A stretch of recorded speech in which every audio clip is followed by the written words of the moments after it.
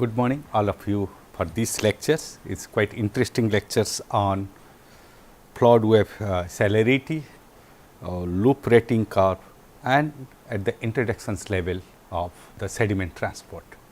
If you look at that, when you have a flash floods, when you have a dam breaks and the conditions where you have a glacier lake outburst floods, that the flood is propagates like a wave. And what is the celerity of that flood propagations? That is what today we will discuss it, along with we will discuss about loop rating curves and also we will give a descriptions on introduction levels, descriptions on sediment transports. So, mostly I am following these books, okay, and the partly we are following this book for these lecture materials. If you look at what we are going to talk about, as I said it, the river is morphologically active when you have a stream floods. The stream flood happens because of flash flood is happening because of glacier lake outburst, or flash flood is happening because of dam break. Those flood events, how these flood wave propagates it, what is the celerity of the flood wave propagations, that is what we discuss mathematically as well as the graphically we should understand it.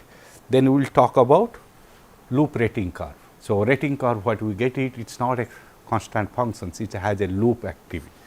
Then we will have a case studies which we conducted studies long back, glacier lake outburst floods propagations in a Tawang rivers.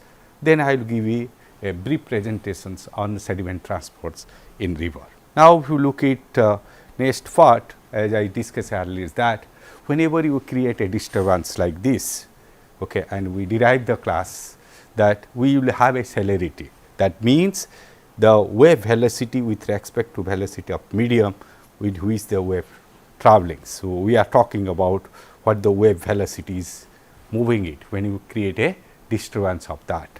And the last class also discussed that when you have that conditions, it depends upon with a simple derivations we can see that the wave celerity is a function of the flow depth, and it depends upon whether the flow is subcritical, supercritical or the critical. So, in case of the subcritical flow, the wave will propagates in the both the directions, both upstream as well the downstream directions. But in case of supercritical flow, both the components of the celerity of this part which will be indicates the flow, the wave propagations in towards the downstream only. But in case of critical, which is the rare situations it happens it that we will have a only this the downstream directions. Because based on this concept we try to look at whether it is upstream controls or the downstream controls. That is what we discuss it. Let us today we go for further that if there is a flood wave, how it is propagates it, how we can derive the celerity for that. If you look at the next slides, what we are talking about, what is a wave celerity? If I considering a one dimensional sequences, okay, we are simplifying it. So, we have a one dimensional channels, we are looking at the flood wave propagations along the longitudinal directions.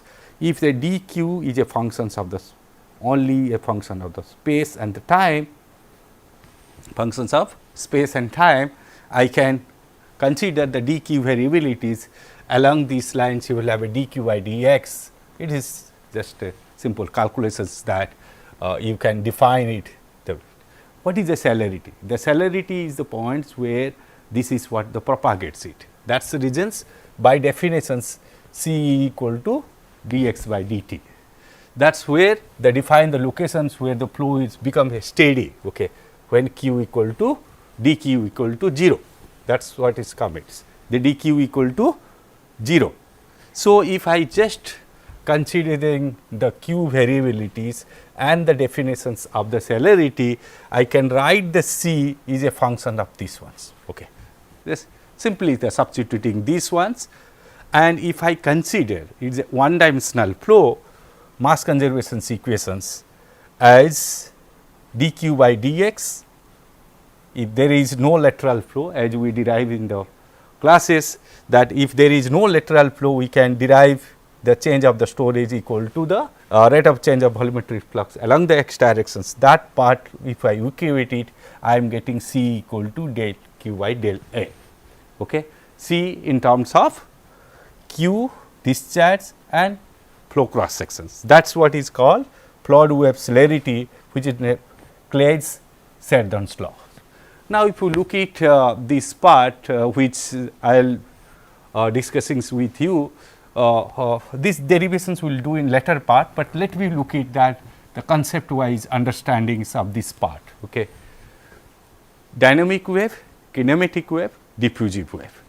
So, if you look at this part, when you have a dynamic waves, that means what it actually happens is that you have a conditions when you have the wave like this propagations are coming it. Okay.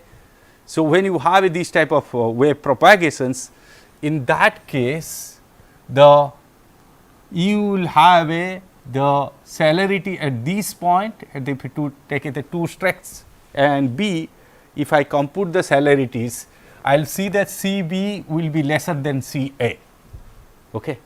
The celerity at the point of A and B, which is a distance L apart, if I look at that as SF is greater than S naught, and this is the case we will have SF will be less than S naught values. So, C B will be the lesser than the C A.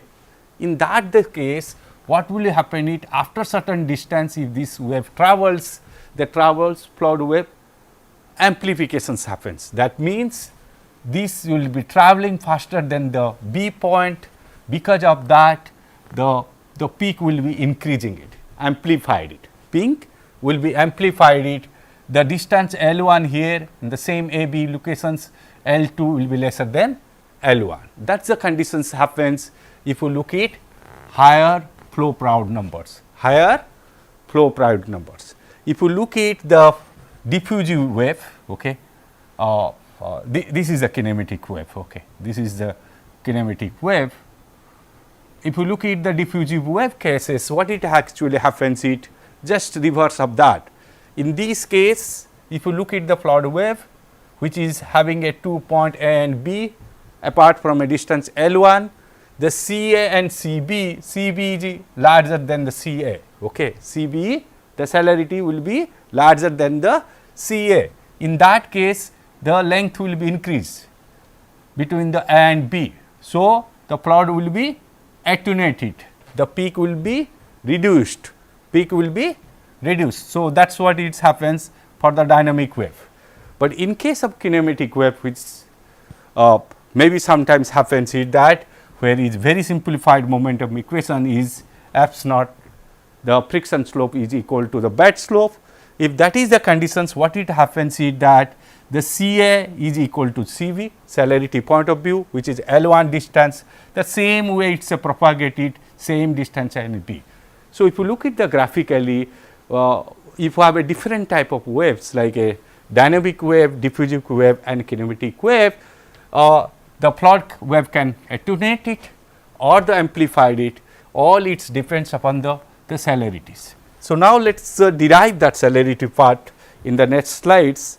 If you look at the celerity part, if I consider that wide rectangular channels, okay, if I consider the channels which is much larger, okay, big wide, okay, that's definition is quite valid when you talk about the rivers. Okay.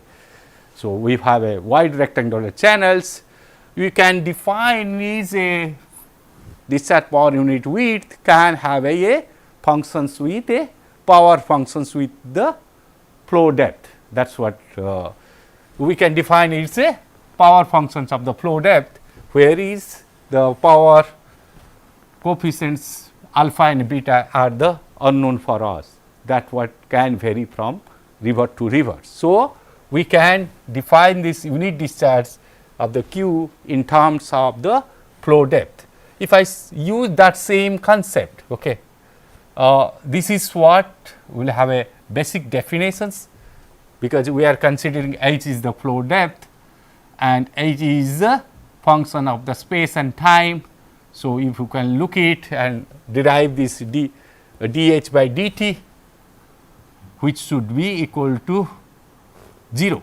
That is the substitution. So, if you do it, and that what will come back to this, the same derivations what you can do it. Okay. And substituting these power functions, you can see that celerity is a beta times of b.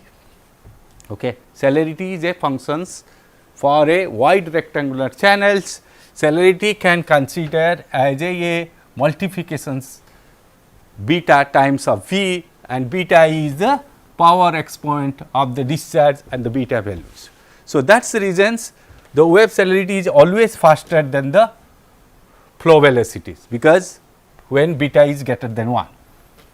That is what you can see, this very simple relationship. The celerity of the flood wave increases with the flow depth. Okay, that is already we derive it. The larger the flood waves, we have a larger flow depth, that is what is propagates faster than the smaller flood waves.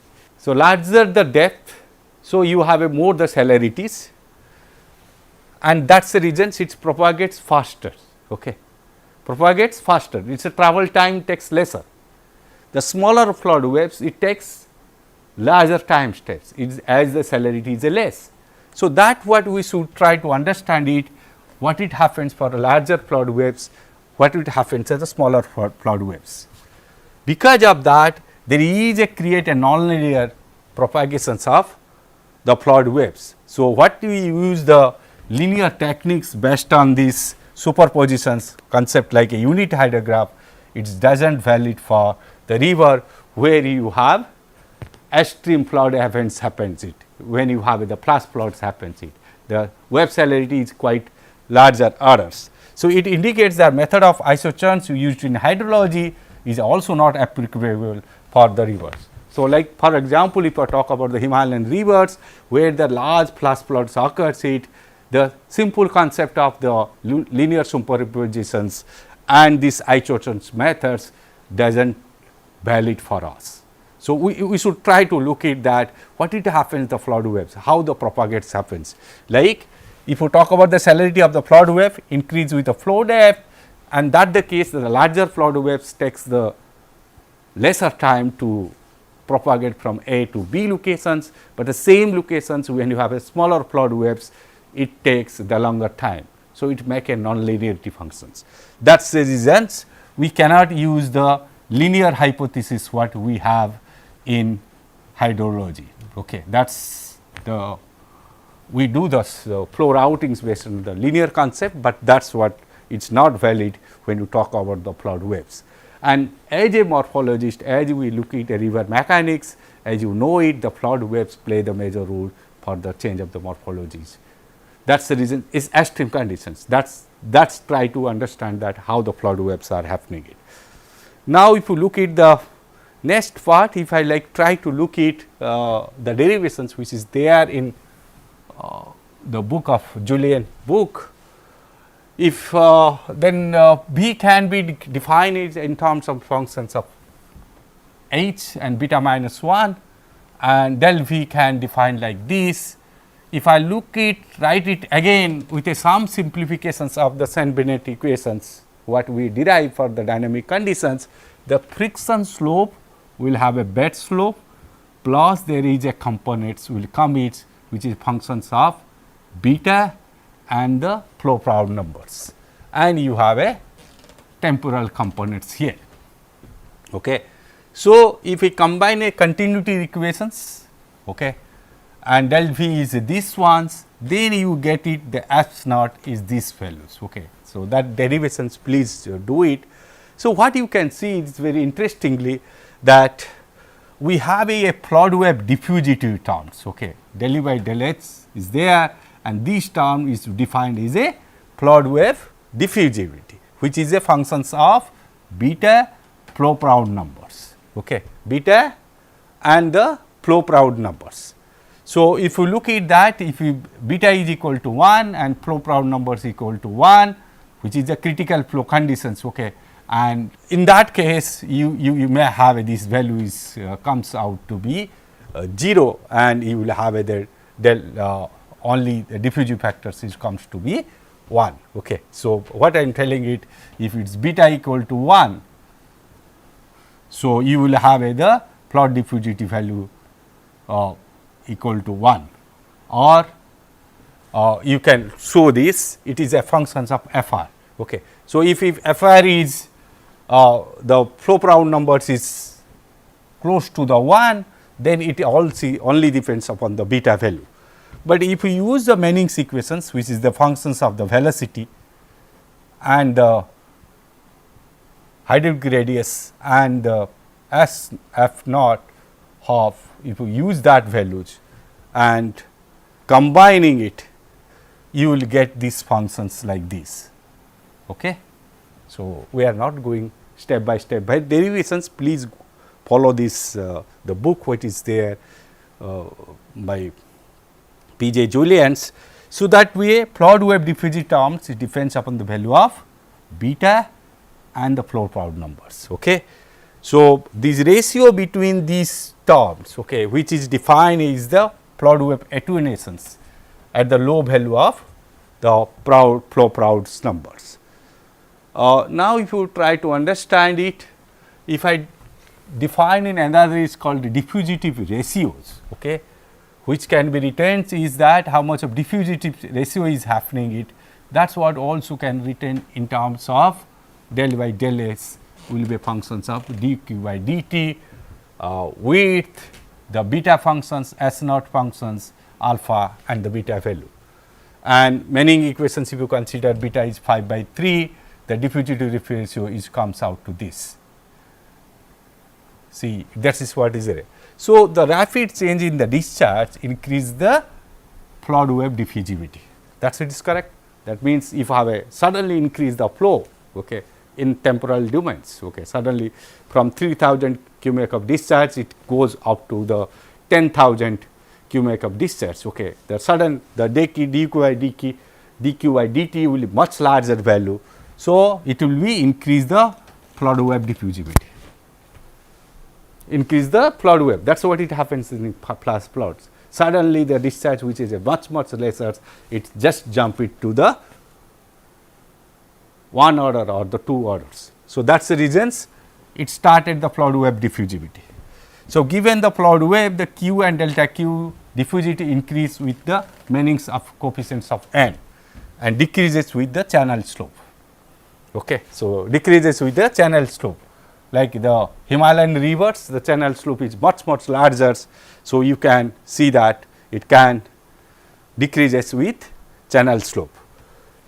Channel straightening, higher bed slopes, channel lining the lower end decreases the Floodwave diffusivity of the natural slope. So, when you do the channel straightening, so what it happens, it change the bed slope, the higher the bed slopes, okay, or channel lining, what do we do it, lowering these roughness values, Manning's roughness coefficients, that what also helps to decrease the Floodwave diffusivity for natural channels. That is, we should have also components what you look at. If I look at in terms of the velocity, applying this the basic equations of Manning's equations and substituting this SF value, what we derive it, you will get it that.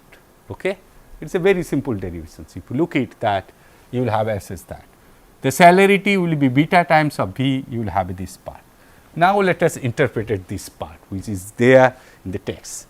The Floodwave diffusivity play the dominant role alterations of the Floodwaves, that is correct. Okay. Dynamic waves in a steep channels, when you have the channel is very steep, okay, theta is very high for the channel slope. In that case, theta is very high, channel slope tend to form a pulsating flow or surge, ruling waves. Okay. When you have a laminar flow, the roll waves can theoretically form when the flow Proud number greater than 0.5. The sheet flows are possible for the subcritical flow when the flow Proud numbers greater than 0.7.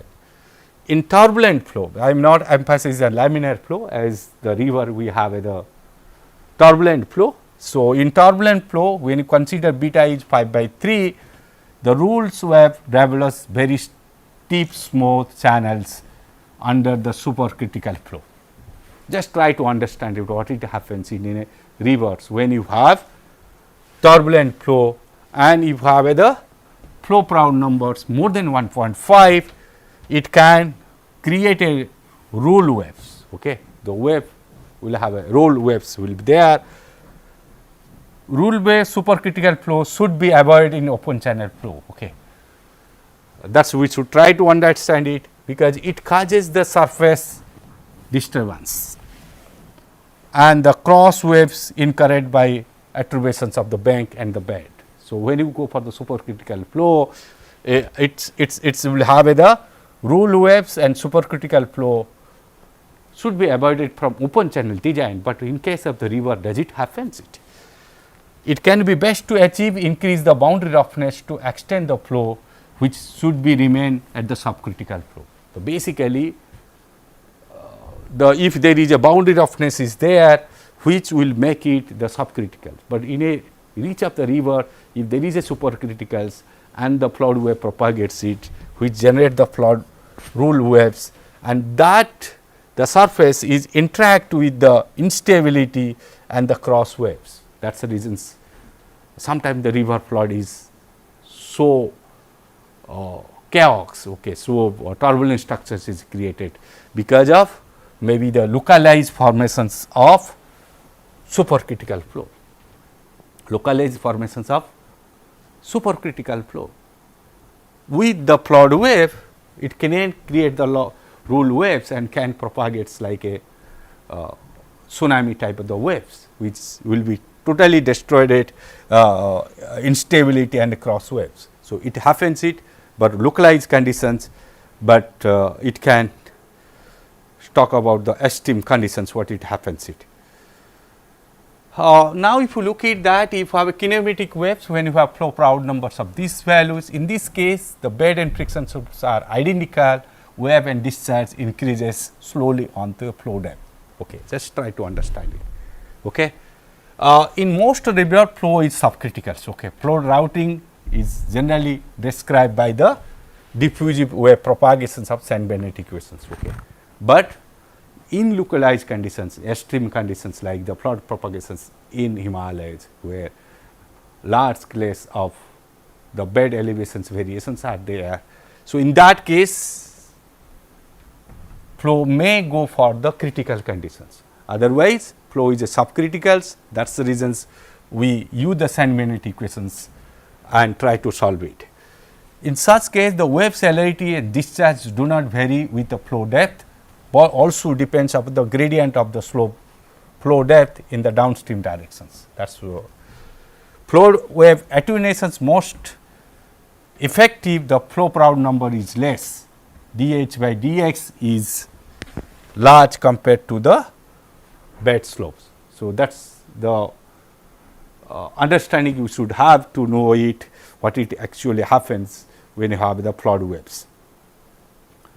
Now, if you look at the next components, I will go it, which call the loop rating curves. Okay. Just you try to understand it, that the relationship between the discharge and the elevations we call the rating curve. Are they it is a power functions or it is a loop? That is what actually happens, it is a loop rating curve. If you look at this rating curve of a Mississippi rivers at a particular locations, the x axis is the discharge, y axis is the elevations.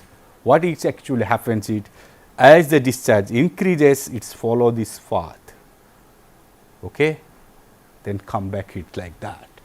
So, if you look at this way, when you have a, again I am to repeat it, that the loop rating curves, that means as the discharge is increasing in a channels, it increases with the elevations, but after the maximum discharge reaches it, when it falls it comes it have a higher flow depth as compared to the rising stage. Why does it happens it? Okay.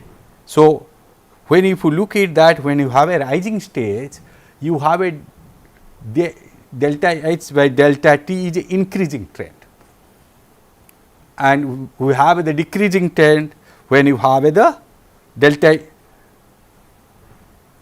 the temporal variations of H is a negative directions. So, if you look at this, the discharge, if I look it in terms of the same equations, we are writing the discharge with multiplying the velocity into area. We know this hydraulic depth, that is delta H by delta X, then this is a plot diffusivity constants and this value. Now, if you look at when you have a rising stage, SF not equal to S0, that is what it happens it. When you have a falling leaps of the water hydrograph, the loops are induced by the rating curve relationship. Okay. So, if you look at that, it depends upon this rating curve relationships. If you look at during the rising periods, as a counterclockwise loop is often between a relationship between stage and discharge, the elevations versus in most of the rivers channels you will have a sieve. So, maximum discharge is reached before the maximum flow depth, okay. But bed shear stress, if I can compute it, which is governed by the shear stress equal to the unit weight of the waters, hydraulic radius and the friction slope.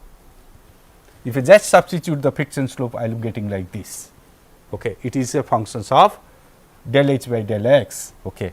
Functions of flow proud numbers, functions of S naught, function of flow proud numbers and functions of S naught. If I look it this way, what it actually happened, the shear stress at a given flow depth, the shear stress and bed sediment transport are larger on the rising leaf than the following leaf. Okay.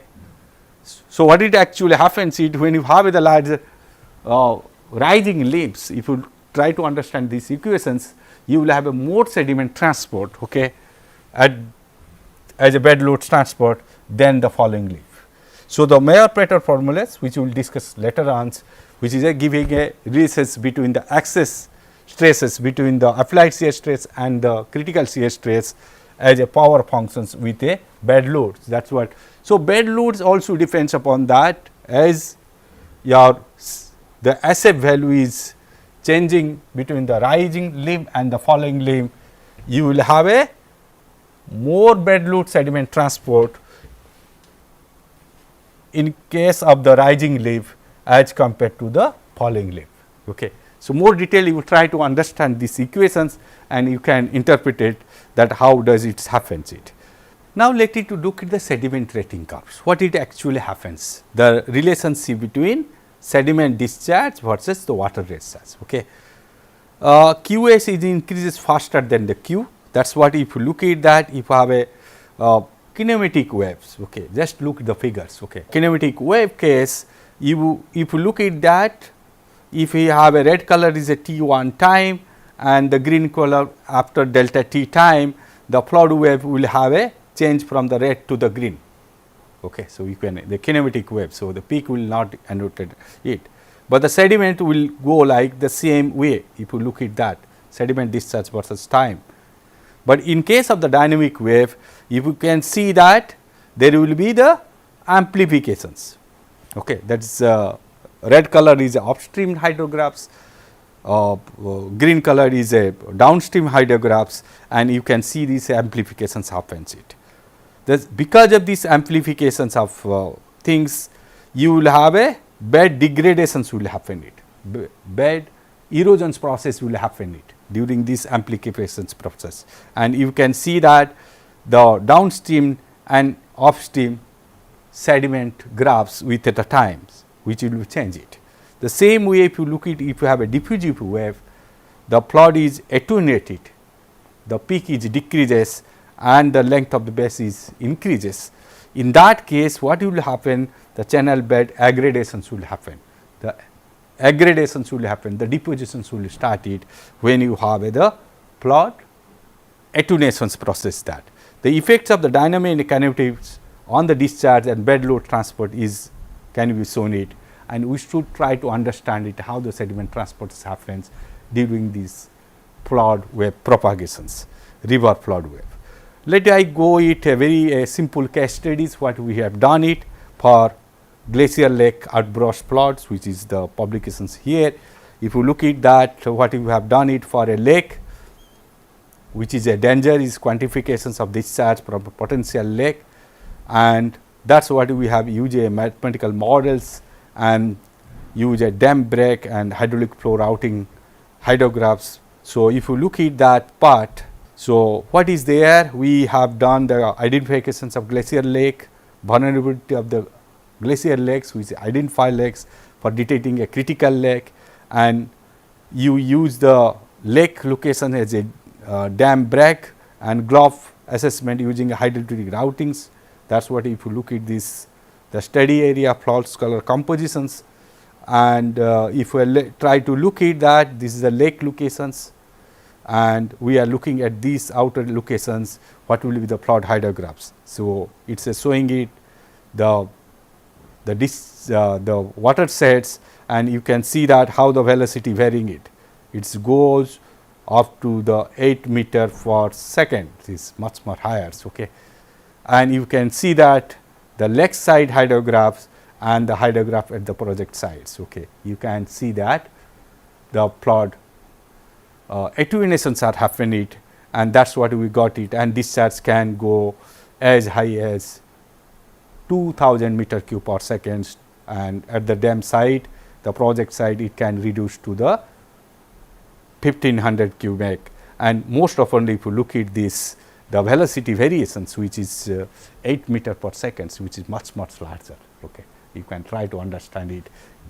In Himalayan regions, if you have the glove type of conditions, the velocity of the gloves is a range of the 8 meter per second. So, these are the case studies what we did it, and it is a quite interesting to with all these recently geospatial database we have used to derive what could be the celerities, what could be the flood attenuations because of glacier lake outburst flood.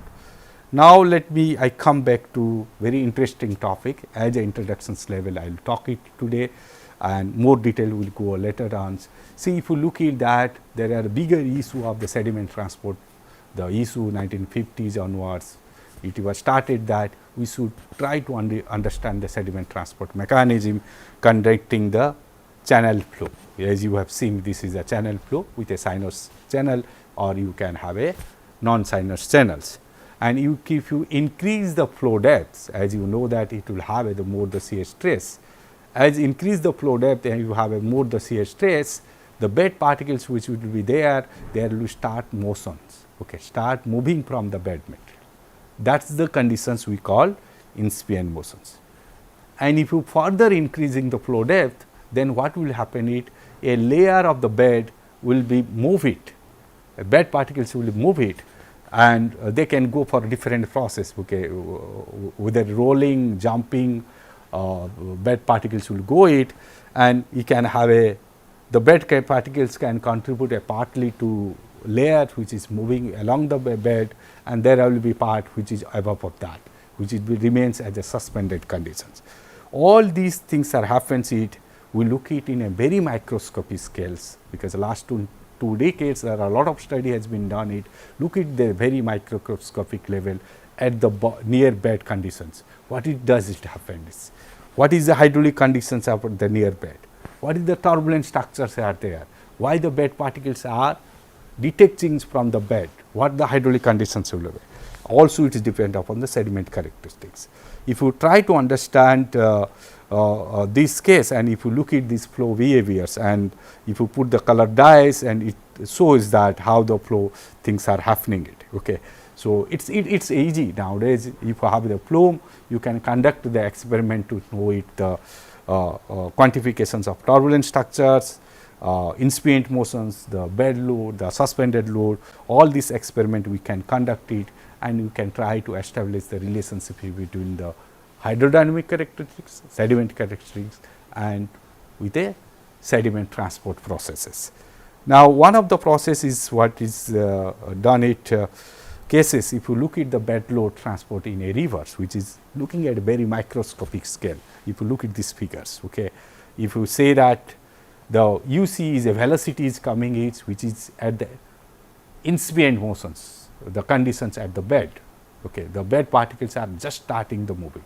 Incipient constant is the average velocity UC is coming it at the particle levels can have the velocity which is a small uc. The particle levels which is a critical velocity just push that sediment particle from the bed one positions to other positions, or it can go to the suspended load. More detailed enlarged view or microscopic really, if you look at the put sand particles microscopy or this, you can see that there will be the velocity components and these particles are having the trajectory detaching from that, okay, detaching from that. That is what is there. The flow velocity, it depends upon the flow velocity, it depends on the mean flow velocity, it depends upon the sediment particle sizes, the D50, D90s, it depends upon subscript stands for the threshold conditions of motion of the sediment particles, which is incipient motions, and typically if you look at the target particles are moving. So, nowadays people are looking that level how these target particles are moving it. Same way if you look at that how the shear stress distributions are happening it. If you look at it, it has two component. The decomposition of the fluid is a bed shear stress into dispersive particle shear stress, interfacial fluid particle stresses. That is what is happening it. Okay. If you look at that, it has a two components. One is dispersive particle shear components, okay, tau naughts, which is high as you go off, it reduces, and interfacial the fluid shear stress particles. And if you look at this particle, the bed layers, okay, it is a very good, and the bed compositions, if you look at try to understand it, and there is a eddies formations and the rolling, sliding or saltations will happen it. So, more microscopically if you look at that how the shear stress acting it along the rivers, along the channels. In that case, we can really interestingly look at that the particle shear stress which is much more higher, that is what is going to decrease along the depth, whereas the interfacial fluid shear stress which generally in fluid we talk about that is what is also have a increasing trend. And we should know it, and more detail we can follow these recent publications on scaling laws of the sediment transport. Not only that, the people nowadays use the CFD solvers to know the sediment particles how it moves it. You see this velocity is there, CFD solutions are there, and the particles are considered as a solid rigid circular balls, and each force components are there, and we can use the CFD as a multi-phase flow concept, try to know it, how the sediment particles are detecting from the bed, remains in suspension stage or falling to the bed, how this happens in this process. So, if you look at that at the microscopically, we can know it nowadays because we have a tools to measure the velocity distributions and all, as well as we have also the computational capacity now to run a CFD softwares very detailed to try to for a multi-phase flow try to know it that how the particles are detecting from that or starting the incipient motions, how long it will remain as a suspension stage and how it is going to fall it and where it is going to fall it, all detail can be studied using the CFD softwares, or you can conduct the fluid experiments with the detailed velocity measurements, turbulent structures, we can understand it. But in these courses, I will not to go to that microscopic scale more, which are interested they can follow this Subhasis De's book on fluvial hydrodynamics, but here we will go to as a gross levels, how the characteristics which happens it. In the next class, we will talk about gross characteristics, how the sediment transport process happens as a bed load, suspended load, incipient motions, those are things we will discuss much details. If you look at that, what we should discuss is that by ending these lectures, what I can say that Barry Stevens said it very rightly that don't the push the rivers, it flows by itself. Okay, that's what is we should understand as a river engineering. We should not too much push the rivers from the courses, and it flows by itself. That's the characteristic we should understand it. That is what is our basic motto on these courses. Thank you.